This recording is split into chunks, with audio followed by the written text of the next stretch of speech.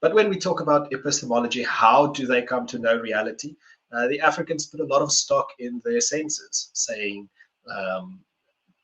the taste or smell or feel or these kind of things, getting a sense of the physical reality through those measures. But they would say that physical reality is a little bit more than the naturalist would say. The naturalist would say physical reality are only the things that I can perceive in my senses and these kind of things. But they also hold to a specific, almost would say, a spiritual dimension that is layered upon this physical world.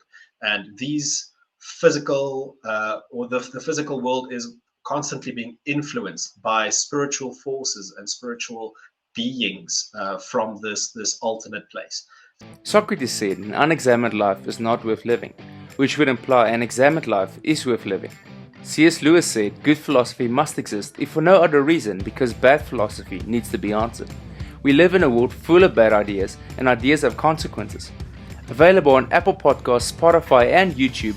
If you have not already, like, subscribe, and share this podcast with family and friends.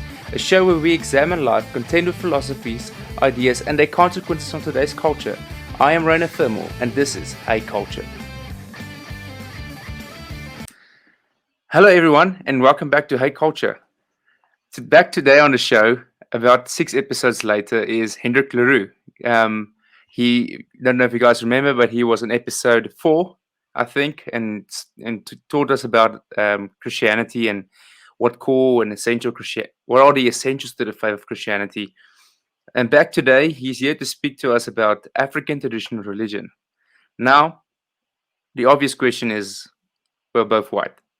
But the thing is, as you would remember from the first episode, Hendrik is quite a scholar. He's quite the person who does his research. He is the co-founder with Simon Forster of Equipped to Serve, an apologetics ministry, better known as E.T.S, where churches and ministries hire them to come and equip their members, and even family or whoever wants to make use of the services, they are available to that as well.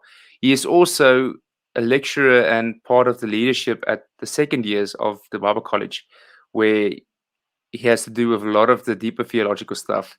And whenever my students at the first years have tough questions, I send them to his way. So the reason I think he is a good person to speak about this specific topic is that part of the E.T.S curriculum, they have Africa in the East. Now, on our last episode, Dr. Thomas McCuddy, based upon his experience with his time living in Nepal, we spoke about Eastern pantheistic monism. But this week, because of that chapter, I brought Hendrik in to come speak to us about African traditional religion and the philosophy behind it.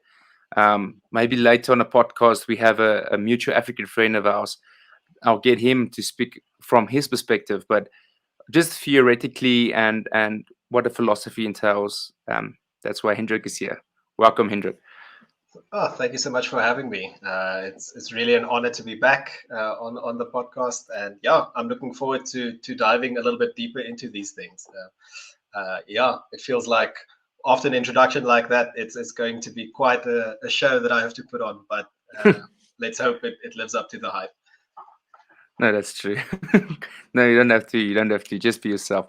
How are you doing? I'm doing well. Yeah, thanks for asking. Everything is moving forward. I think everyone is probably in that part of the year where your days become routine, day in, day out. It's the same thing. I think a mutual friend of ours also described it as you are almost as if you're in this tunnel and you can't quite see the light at the end of the tunnel, but you're already so far on the journey already. So it's somewhere in between that. But it is still going good. God is still very much faithful and active throughout everything that I have my hands in at the moment.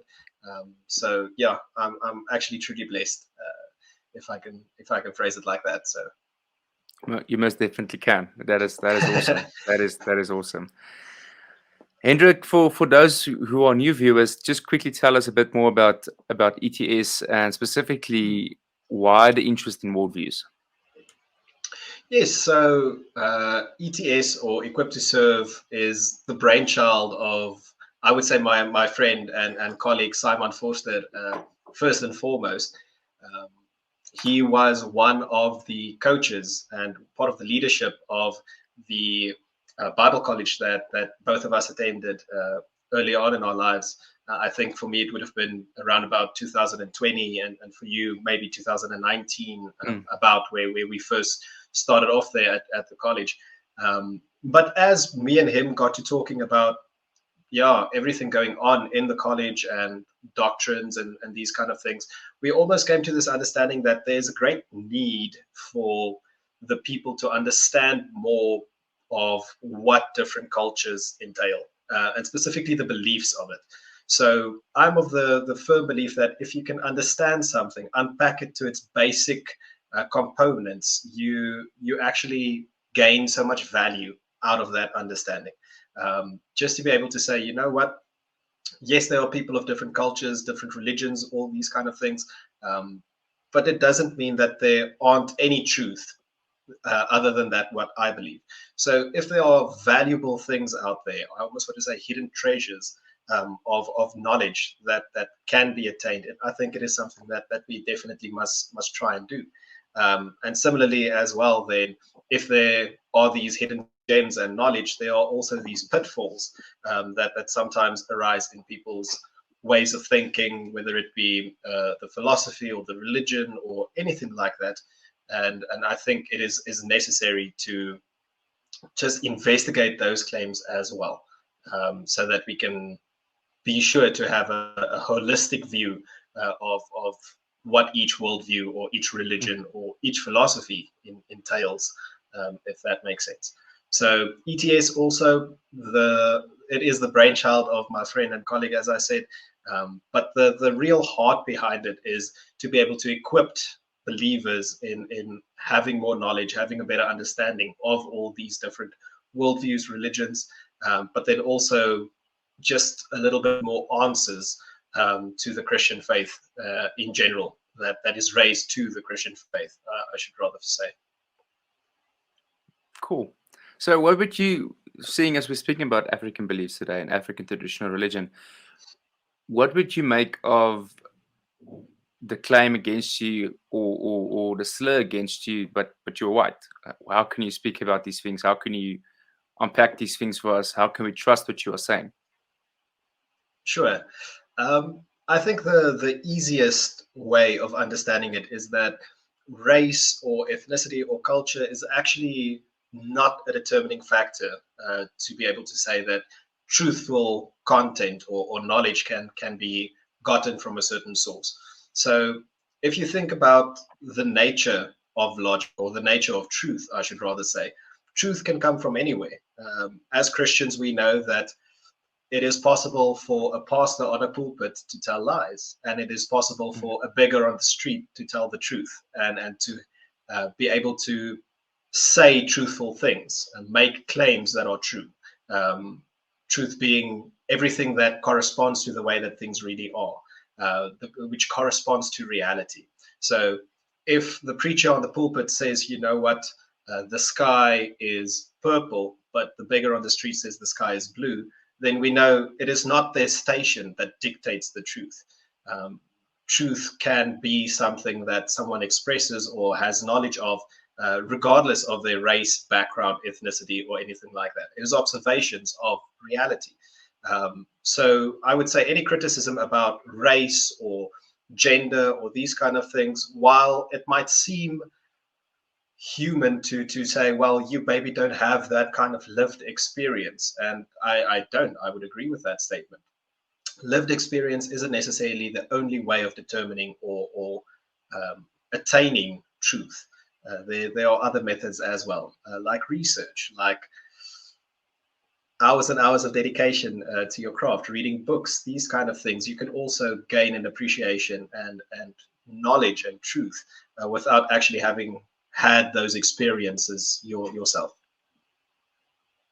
Yeah, and there's that correspondence theory of truth again, which is echoing almost through most of the episodes on this podcast. And to the audience, if you're tired of hearing it, you're still going to hear it. Make peace with it. That and that question of what is truth and whether God exists is crucial to this battle in our culture, and to unpack any ideas. So make peace with hearing about correspondence theory, and make peace about the existence of God and the fact that we're going to speak about that. Because if God exists, we can speak about whether there's a standard for morality, whether there is goodness in the world, what is right and wrong. So yeah, make peace with it. But Hendrik, so to sum it up, what you're being saying, would and a question like that raised towards you be a logical fallacy, like ad hominem comes to mind? Yes, definitely a logical fallacy, ad hominem, being to attack the character of the person rather than the argument that the person is making or the facts that the person is stating. That definitely comes to mind. Another logical fallacy is the genetic fallacy. The genetic fallacy is the one that specifically says that truth is true because it comes from a certain source, saying that the professor, because he has a degree in a certain area of expertise, I would rather say that. But yeah, I thank you for unpacking it. And as you were speaking, there was also the appealing to authority that came up as well when you spoke about a professor exactly, being a professor. exactly. So, yeah, so guys, once again, truth and logic and the question about God's existence will be crucial going forward. Hendrik, I think let's dive in. In a nutshell, what is African traditional religion? And let's maybe begin again with the question of epistemology. How do you know truth in this worldview? Sure. This is a very interesting question. So usually when we think of the African traditional religions, because it is actually a plural, it is not necessarily just one way of thinking or one way of doing things. Because Africa is such a big continent and there are so many different tribes, ethnicities, these kind of things, it's very difficult to be able to make broad claims and say this is true of every single person in the African continent when it comes to the traditional religions that they hold to. A lot of claims and a lot of things are unique to certain tribes, or perhaps even to the geographical place exactly where they are. The people living in the region of Lesotho would probably have a little bit different epistemology, different way of interpreting things than the people living in the Cape Town or Cape Town, South Africa, for example. Again, people in Kenya would also differ again from them. So it's very hard, and I think we sometimes try and group all these people together, all these religions together.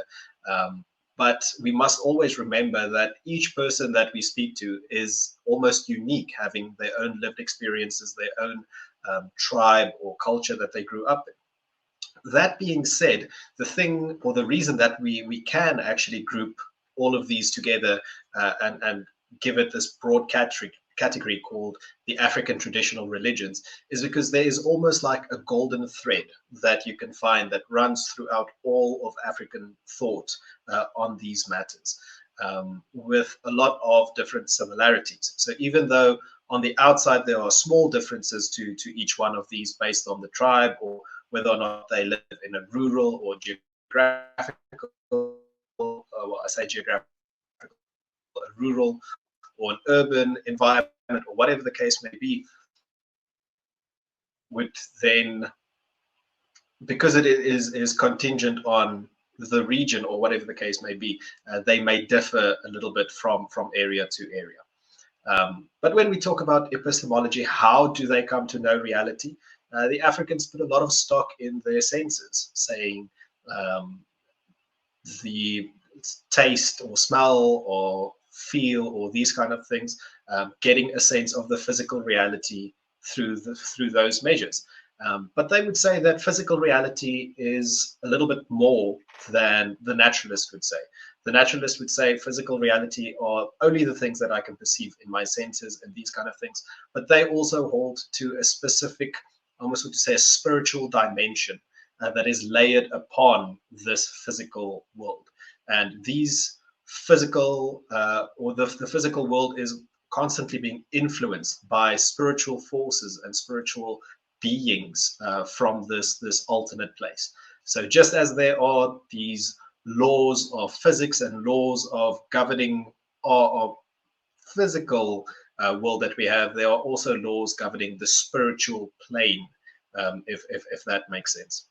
So the way they see it is almost as if there are three stages. So at the very top you would have God, because they do hold to the concept of a creator God. He is almost separate from all else, very sovereign, very very holy. Then you have the rest of the spiritual dimension just underneath God, and then you have the physical dimension where we are living and interacting with on a day-to-day basis. So that's their view of reality, and coming to know things mostly through their senses, but also through the interactions that they have with the spiritual realm, working and doing things to influence the physical realm. That is a lot where their knowledge actually comes from. And when they speak about spiritual realm, does that differ from the Christian idea of the spiritual realm? I would say to a certain extent, yes. Where the Christians would usually say that there are demonic forces and forces of light or angels, the African traditional religions, they would hold to almost these benevolent spirits as well. It isn't always as clear-cut evil spirits or good spirits. Sometimes there are spirits that are just existing for the sake of existing, and we cannot really impose morality on all these kind of spirits and these way of things. So, for example, a witch doctor that is trying to do something physical here might consult a spirit, and he might not necessarily think it to be an evil spirit or a good spirit, just a spirit in general. So I think there are a little bit of differences when it comes to the way that we actually view the difference in the spiritual aspect of things.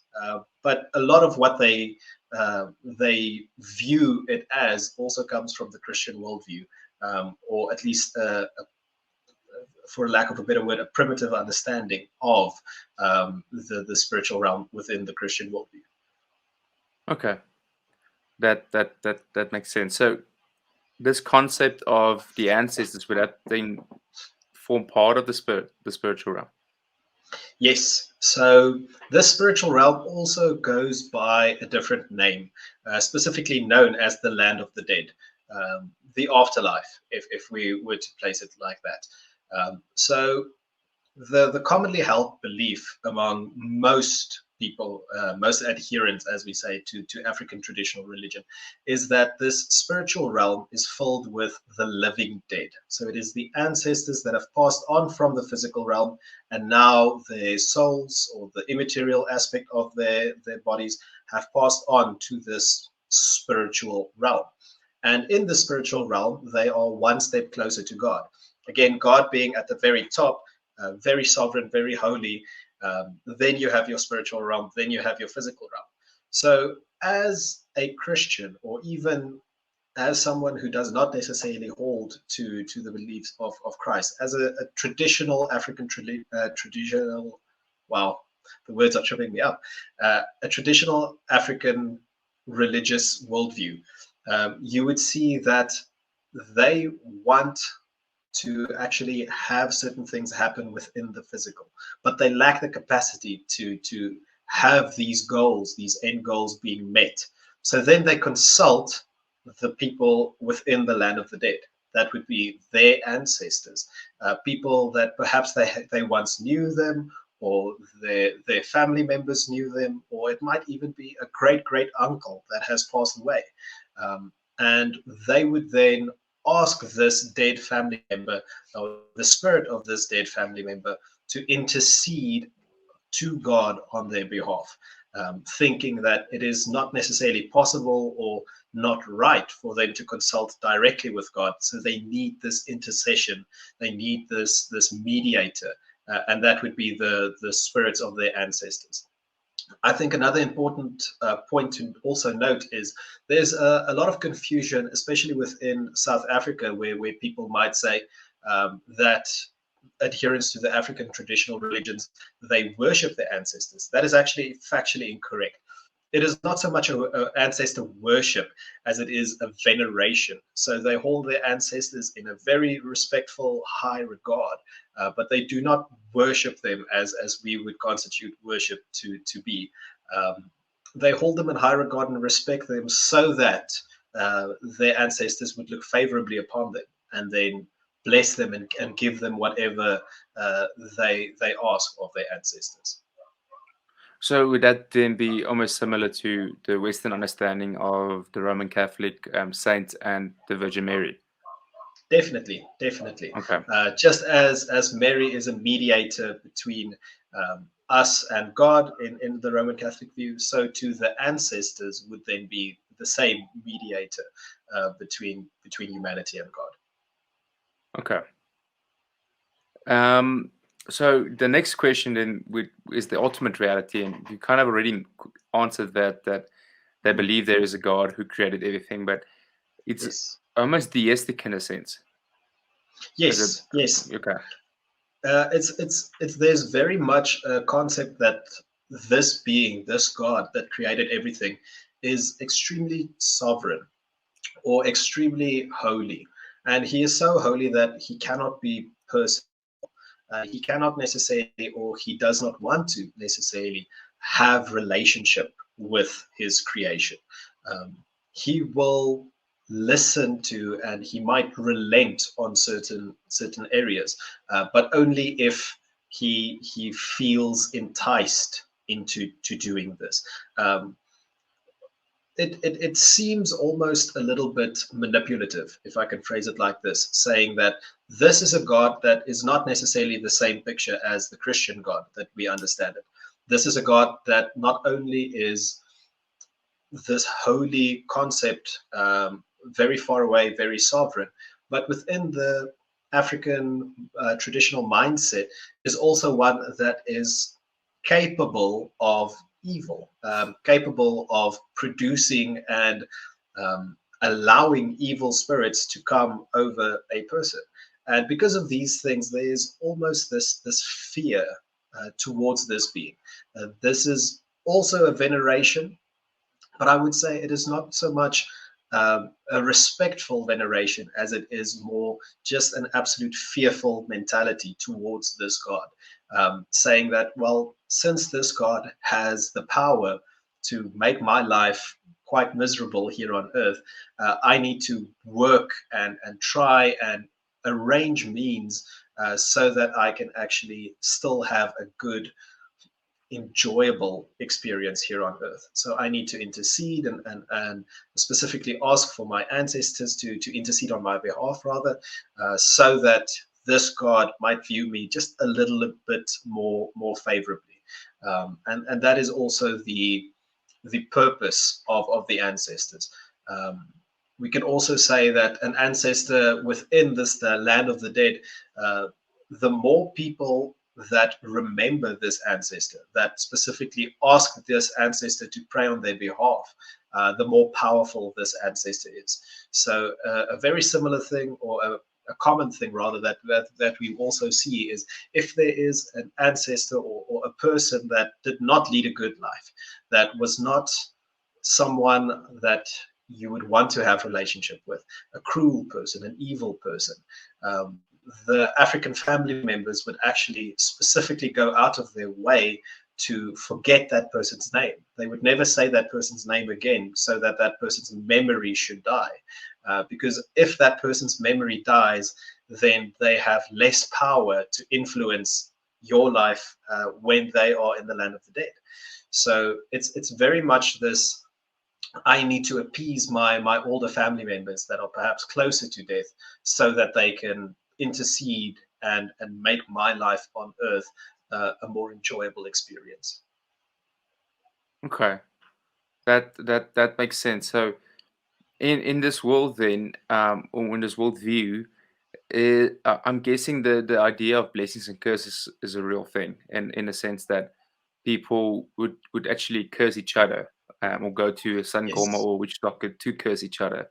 Like, for example, I have a friend, he's part of a different ministry, and for the sake of and the sensitivity of the story, I'm not going to mention which friend or which ministry, but They dealt with a guy who, when he was younger, so they had to, so that they, in terms of counseling and therapy, they had to deal with this African kid.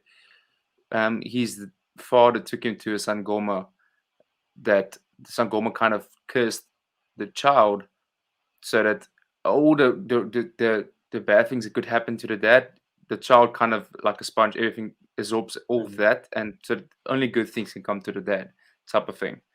And the rejection in that, and being Christian, and being a South African Christian, uh, and thinking that yes, the demonic is a real thing.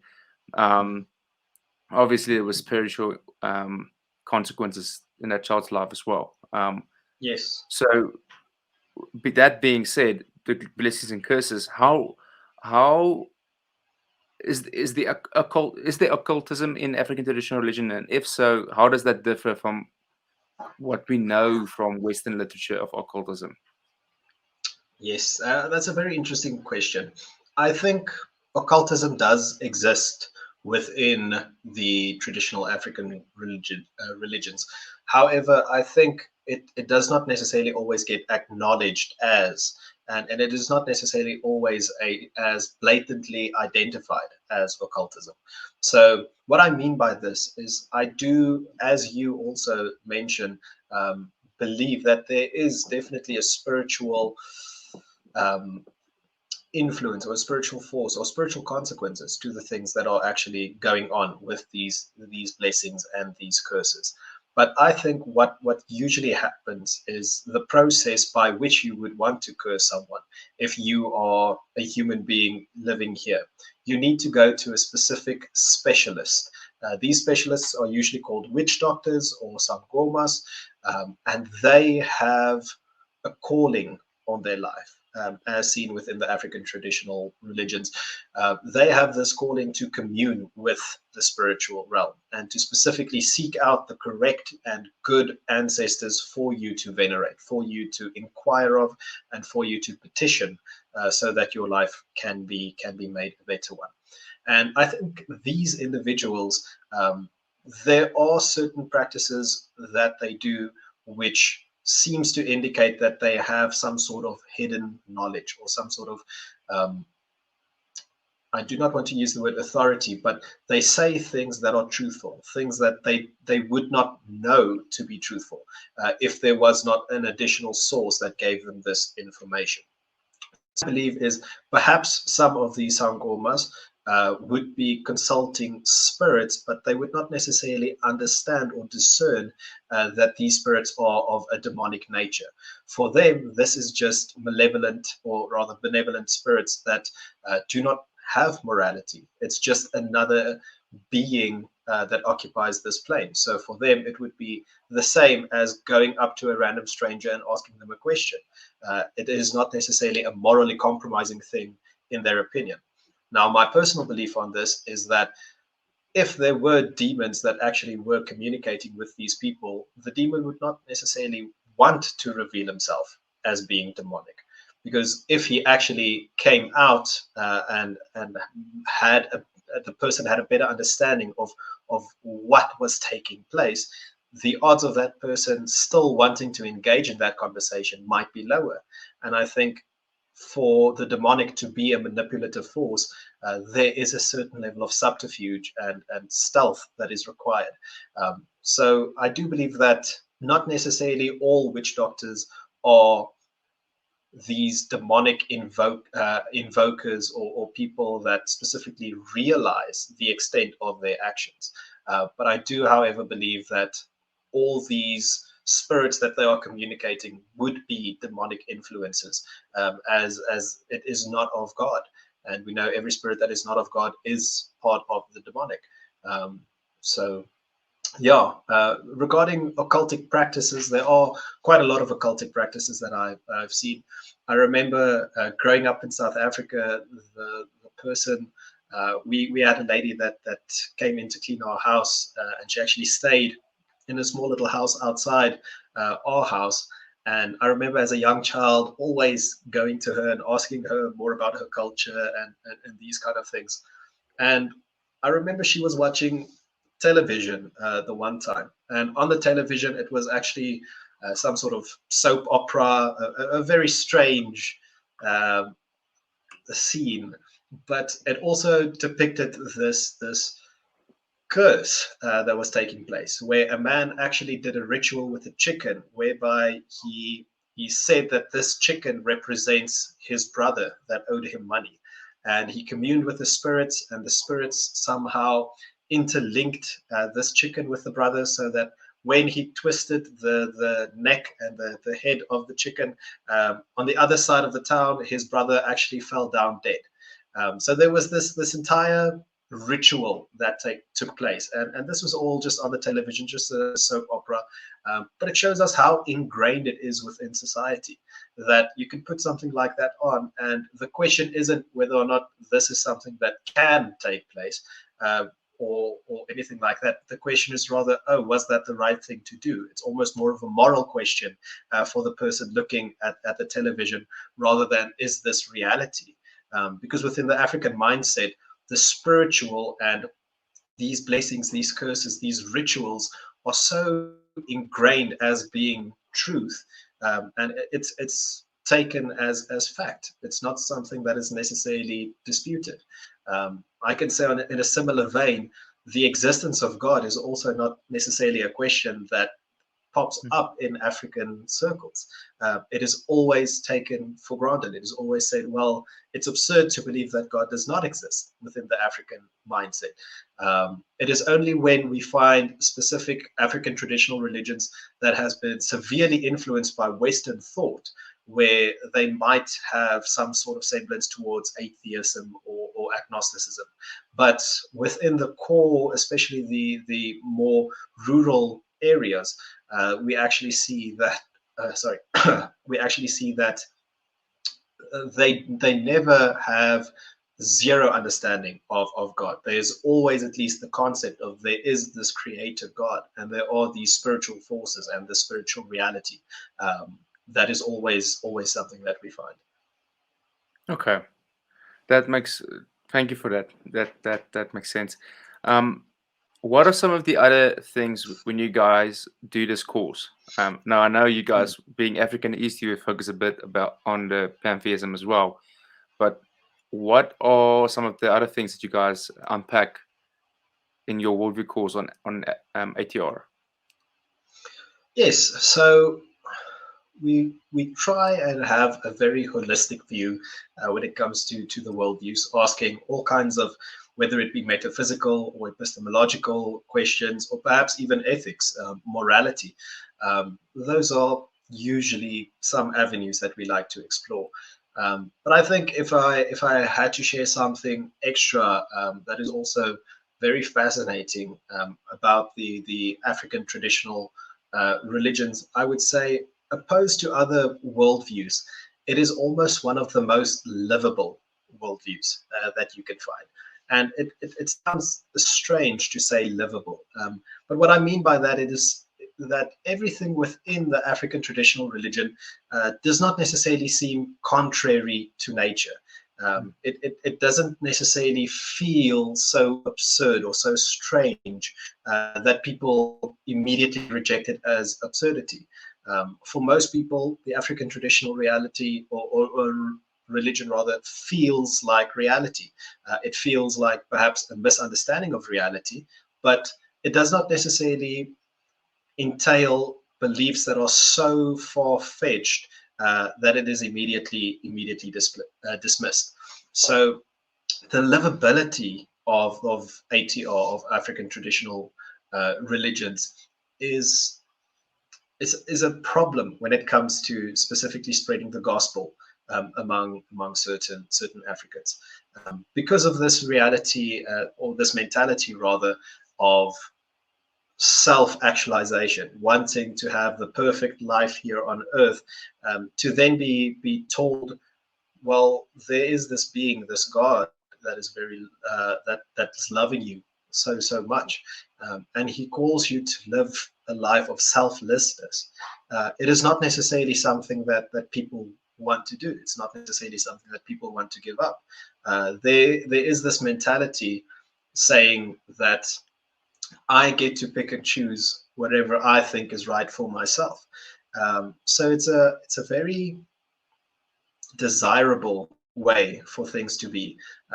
I think if reality, if I got to choose what reality would be like, and it was all tailored to my own personal whims or whatever I deem fitting, um, the A.T.R is very much something that we would see that most people would want in a religion or in a philosophy, because it is one where there is still an objective authority, but it is one where I also have a lot of power to be able to actualize things here on earth. And it also is a religion where not a lot of responsibility falls on the individual. We can always blame shift to evil spirits or malevolent spirits or good spirits for whatever outcome might be in any given situation. I know I've also heard a story that within the African mindset, it differs a lot from the Western mindset. Perhaps when you go to make coffee in the African traditional religious household and you find that your sugar is low, you might immediately jump to the conclusion and say, oh, an evil spirit must have come and stolen some of my sugar. Whereas in a typical Western society or in a Western mindset, you would immediately say, well, perhaps the sugar just ran out. Maybe I used up all the sugar, or maybe someone came and borrowed some of the sugar.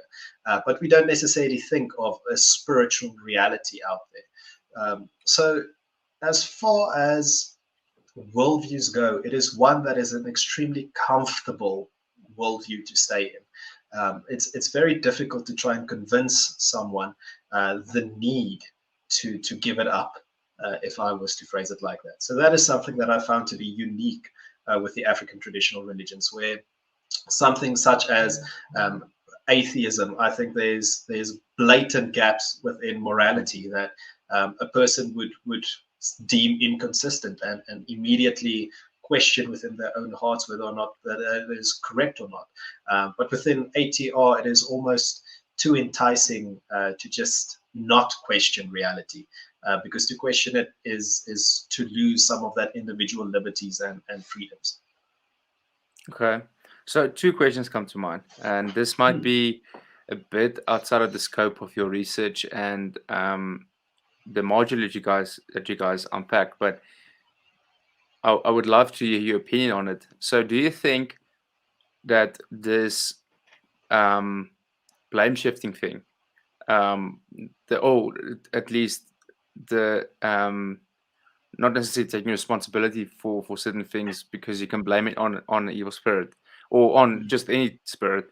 Do you think, first of all, in a capitalistic society, that could have a negative consequence on a person's personal responsibility? And second question, do you think that is what makes the African mindset more susceptible for Marxism and communism? Sure. Two very interesting questions, and I think it's valid points, good points that are made. Yes, I think there's always, as we say, there's this mentality of wanting to do things our way, and if you don't get things your way, it's not necessarily the end of it. I think within the Western society, if there's a desire, something that we want to actualize, and I'm specifically you saying Western here, so that it's not necessarily affiliated with any religious group specifically, but rather culturally or geographically based. Within Western society, when we get a desire and it falls flat, it does not necessarily work out, we might change directions, or we will definitely be disappointed, but we might change directions, shift our focus, gain something else.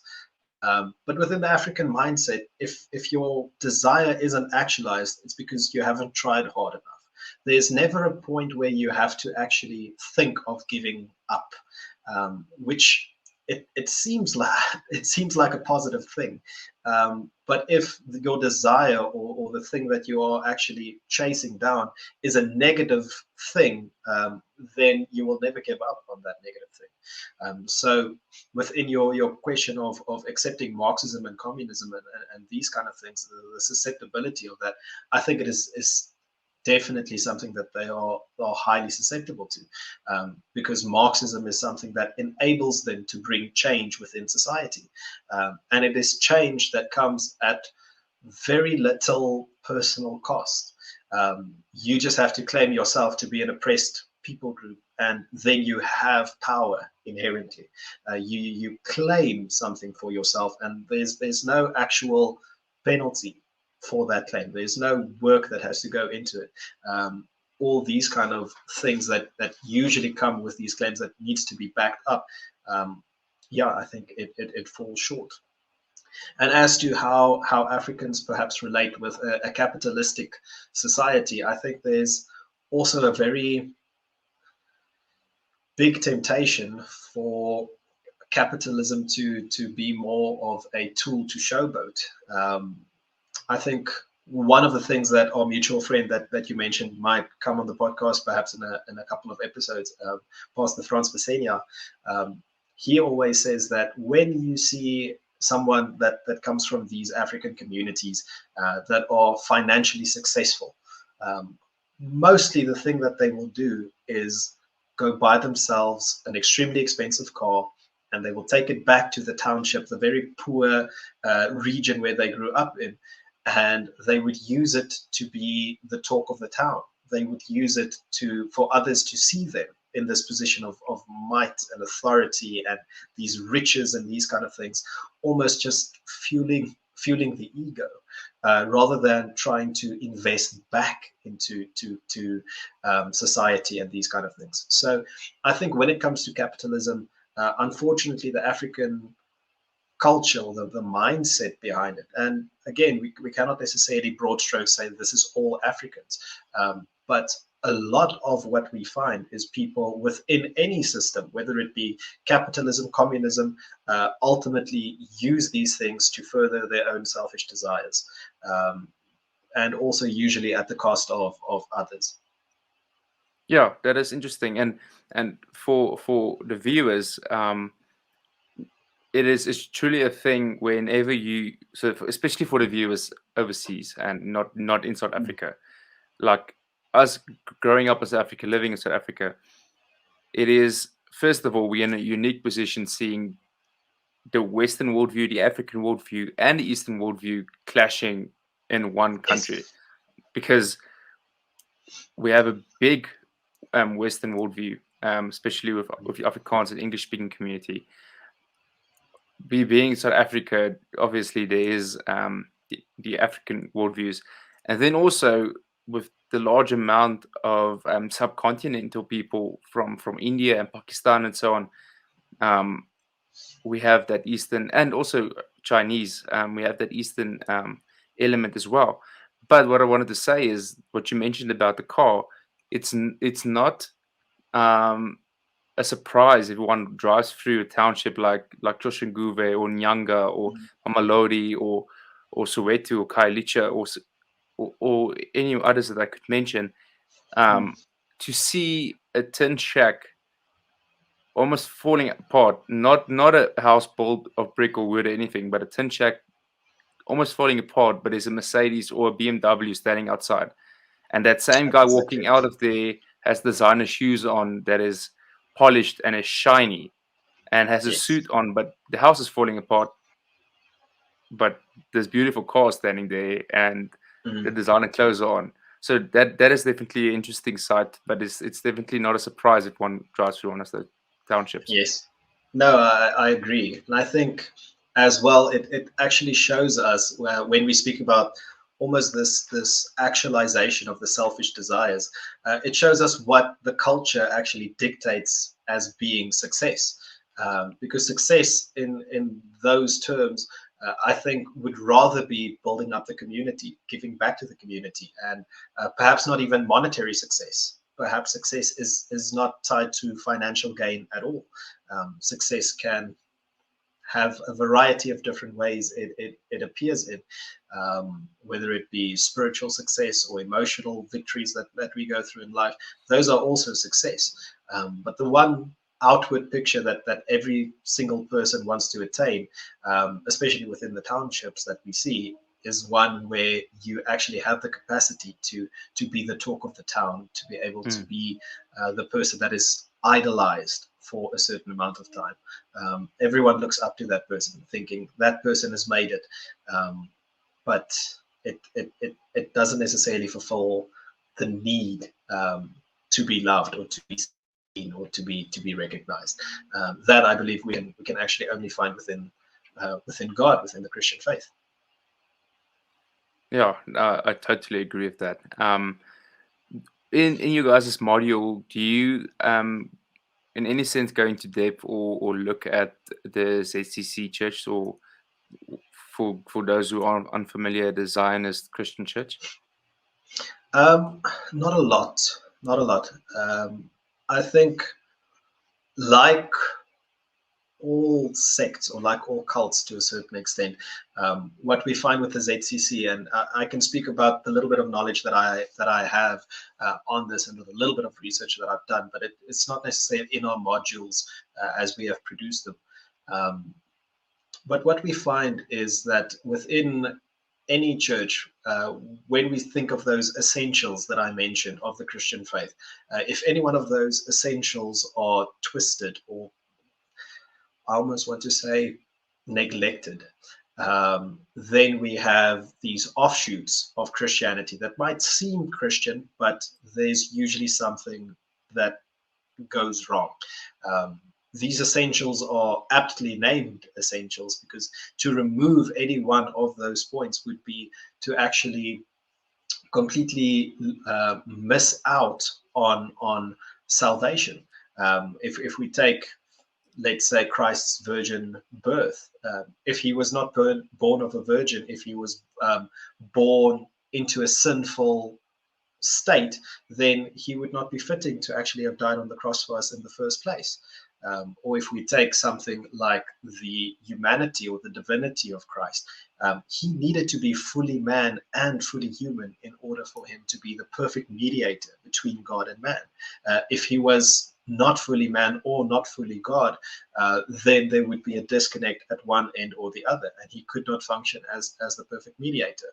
So when we see churches like ZCC, or I can think of a lot of different other denominations in South Africa that might not even be of African traditional offshoots, but whenever we see someone that blatantly moves away from one of those 14 points, or perhaps even adds their own authority or own teachings to that, making them essentials, we usually see that it's more in lines with the cult than it would be with the sound Christian worldview as it is placed.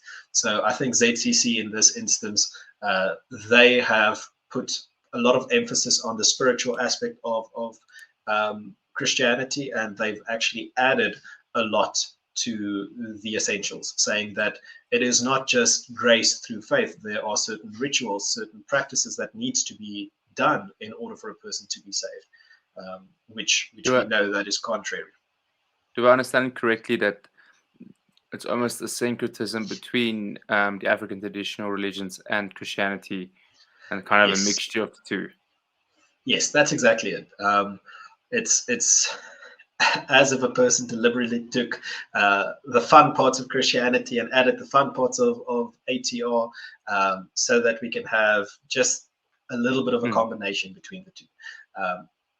We see a similar thing that's actually happening in Germany, where they have made the very first Church of Chrislam, that it is called, which is a assimilation of Christian and Islam beliefs.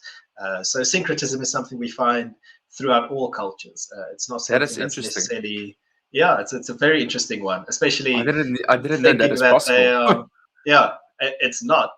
Spoiler alert, they make extremely contradicting statements towards one another. Not to go into too much with Islam, but the fact that Islam actually states that Jesus was merely a prophet. He was not the Son of God, whereas Christianity would say he is the Son of God.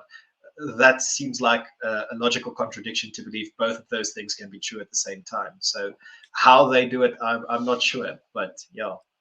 I'll make a note of it, because in a couple of episodes' time, I'm going to speak to Rudolf Bosov on Islam, Excellent. and I'll ask him what he thinks about it. So, guys, stay tuned. We're going to have an expert on Islam on in due time, and also I'll contact Pastor Franz Pesenia, speak to him, specifically speaking to him about how he in his ministry is trying to bridge the gap between white and African, or between white and black in South Africa, to have unity within the church. Yes.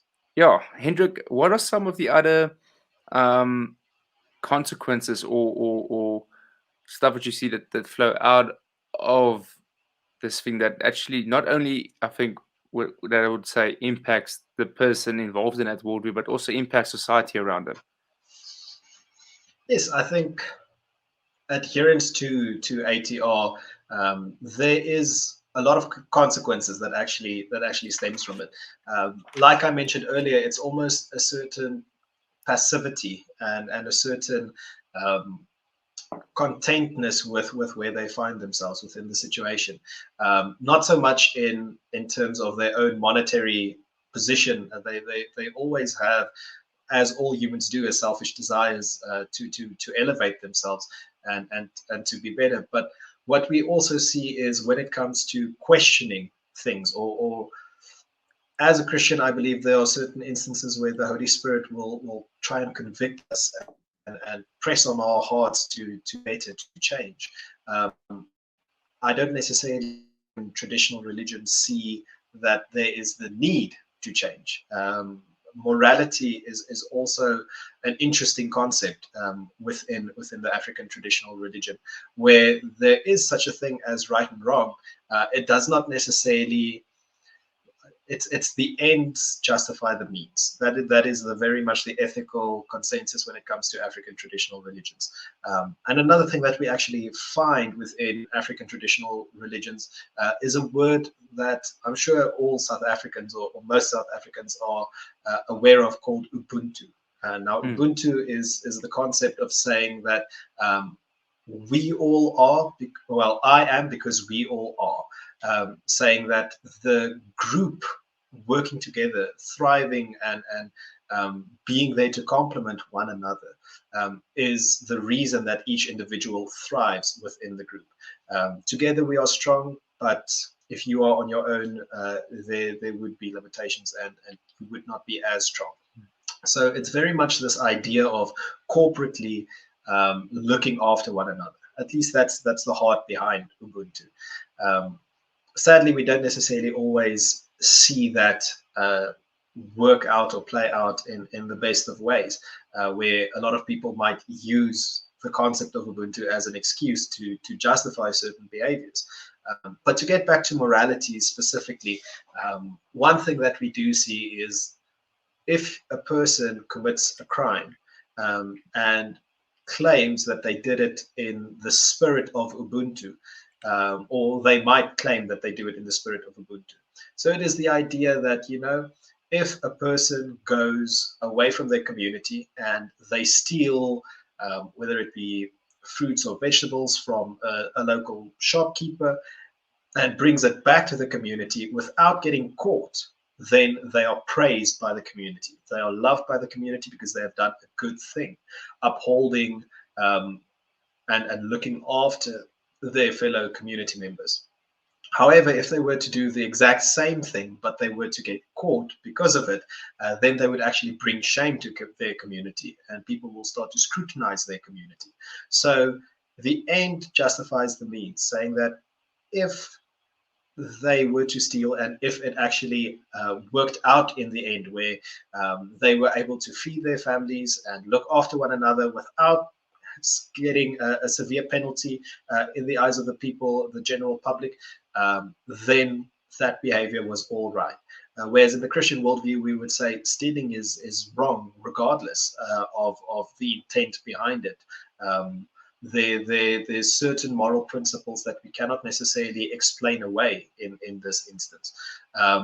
So that is something that we actually see having an impact on, well, society in general, specifically here in the South African context, corruption being a big part of why things are looking the way that it is.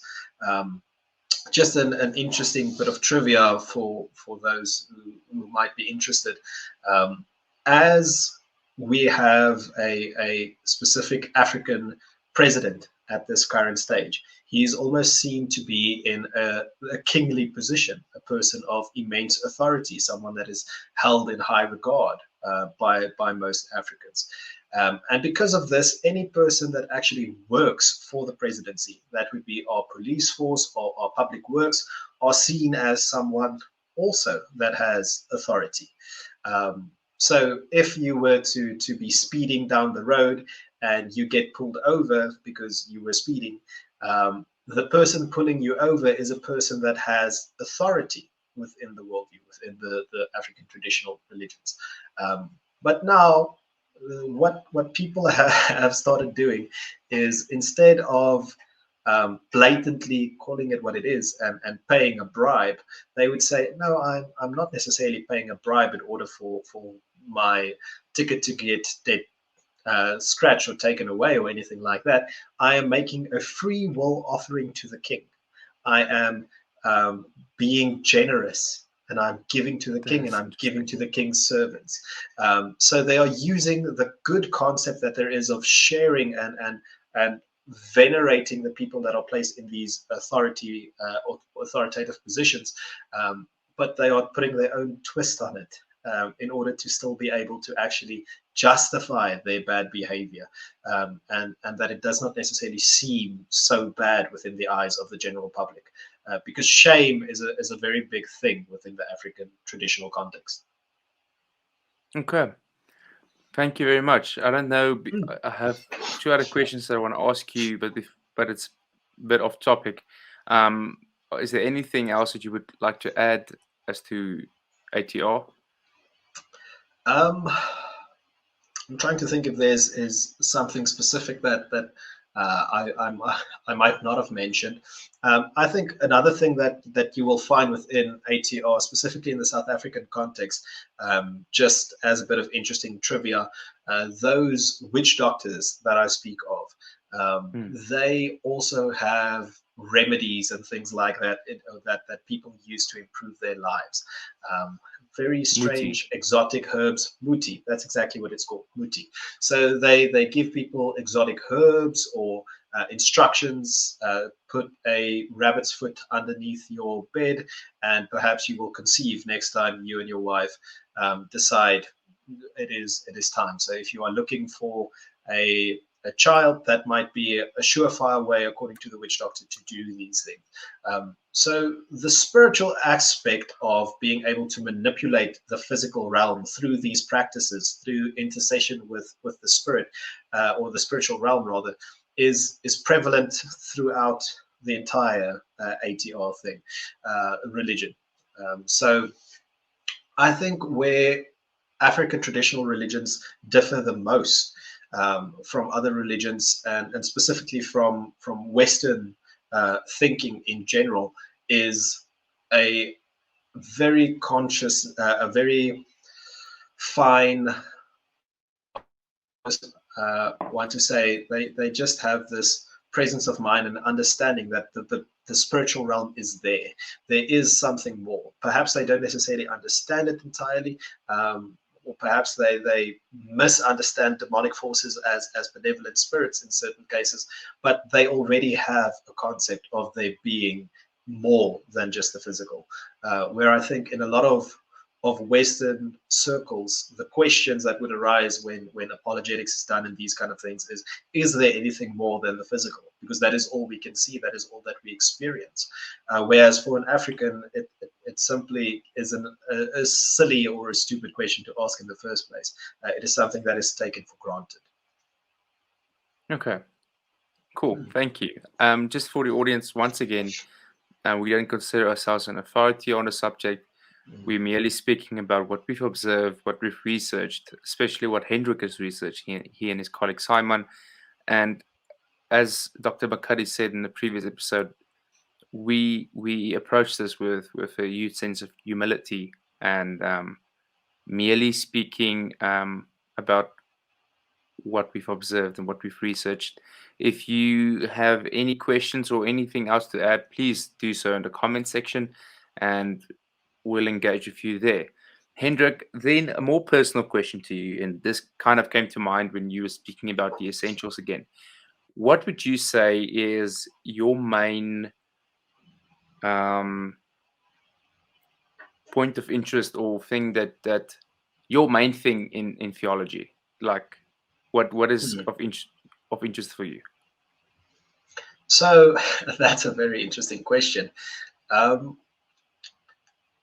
I think theology is such a broad field. There are so many different aspects to theology, things that can be dived into and seen. But I think one of the areas of theology that I absolutely adore actually goes very much hand in hand with philosophy, and that would be a greater understanding of God, and specifically the attributes of God.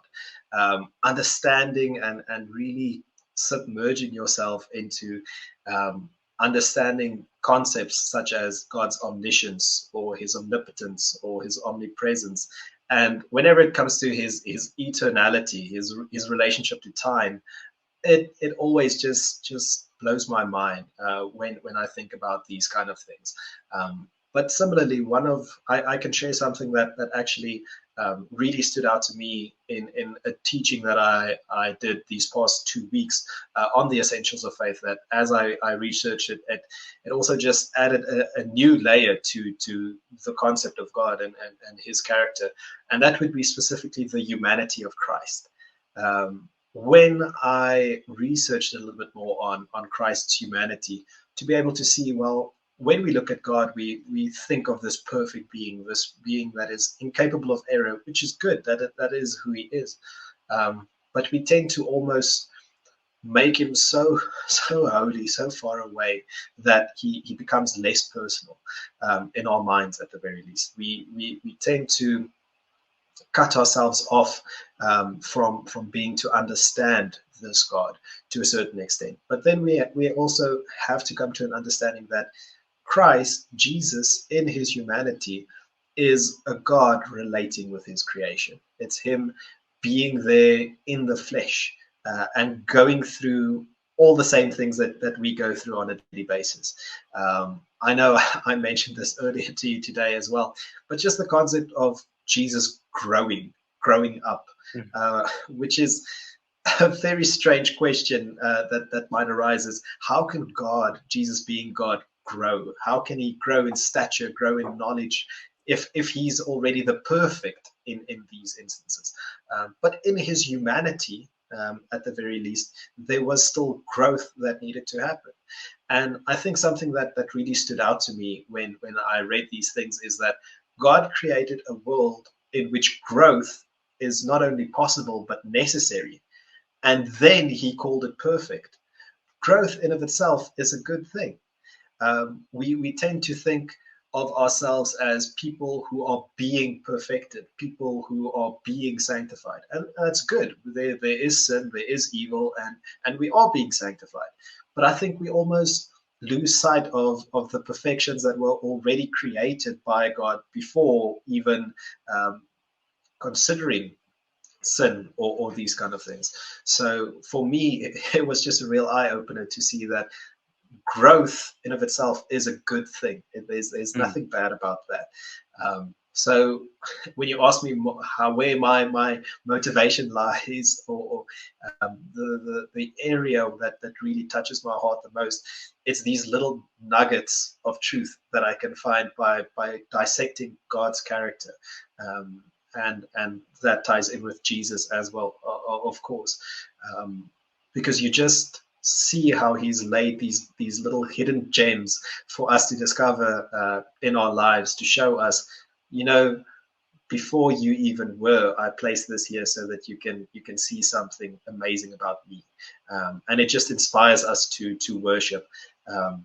Another thing that comes to mind, and I think it was something that Norman Geisler actually mentioned in the talk that he did, saying that when we do philosophy, when we do theology, and we think of God in this amazing, in-depth kind of way, the line between philosophy and worship is extremely thin. You can almost accidentally fall from philosophy into worship, because you just stand in awe of how amazing God really is, and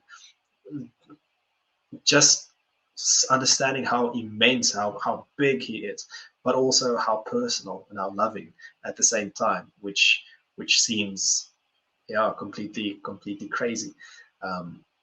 But it really, the only right thing to do when we see God in these instances is do exactly what Geisler mentioned. Sorry, take off our shoes, because we are standing on holy ground. That really was something that stuck by me. That is amazing. So theology proper, meaning the doctrine of God, and Christology. Yes, those are amazing. Ethics also, I think ethics is very interesting. That's more the philosophical side of me buzzing again, but I really have a great passion when it comes to the doctrine of God. I remember when I worked through it the first time, I walked away with more questions than answers. So it was amazing. But also just the faithfulness of God, that over the years working through it, I actually went back to my old list of questions that I've drawn up. And as I read them, I'm like, I never even thought of this again, but I have the answer now. So check that one off, check that one off, check that one off. So yeah, it really is just fun, a journey of discovering, of knowing God, because isn't that why we are all here? to know Amen. God.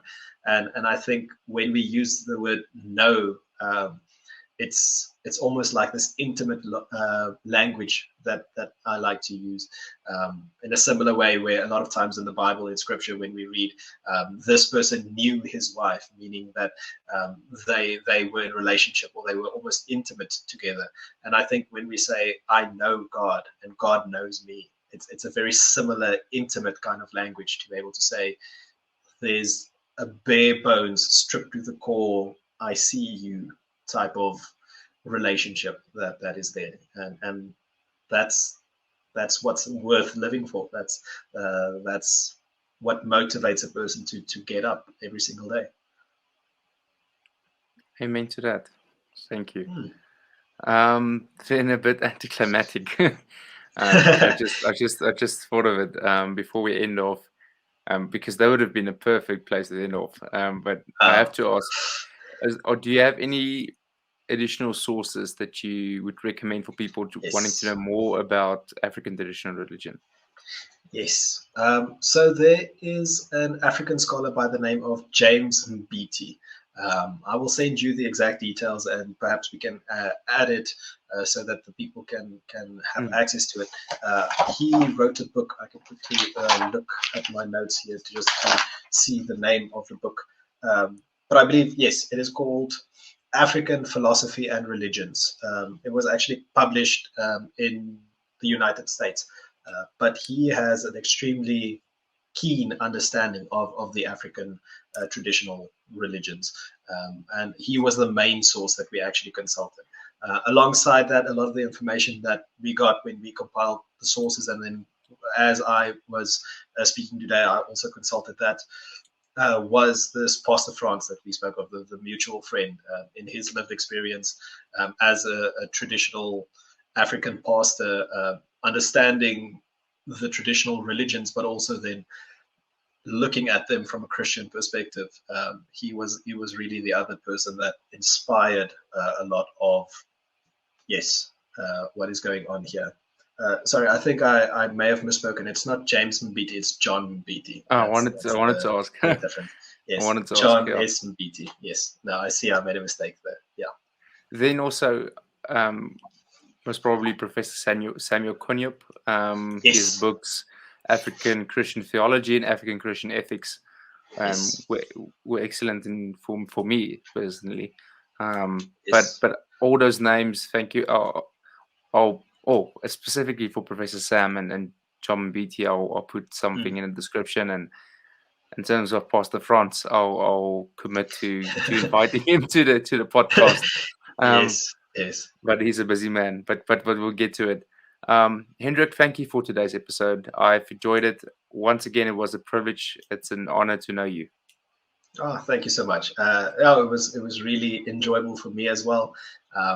It's always interesting to reflect again on all these things that you've almost grown up with. It's become so part of reality. But to just look at all these things again, going through my old notes, I enjoyed it, and the discussions are always nice. So yeah, I'm looking forward to the next time that I'm back on the podcast again. So me too. See you tomorrow, Hendrik. Yes. Okay. See you tomorrow. To the rest of you, be blessed. Until next time, this is Hey Culture. Goodbye. Thank you for watching and or listening to Hey Culture, a podcast that wants to shine a light in the darkness. If you like this episode, please like, subscribe, share, and ring that notification bell. On Apple and Spotify, please review and rate this podcast. I'm Brenna Fermore, and this is Hey Culture.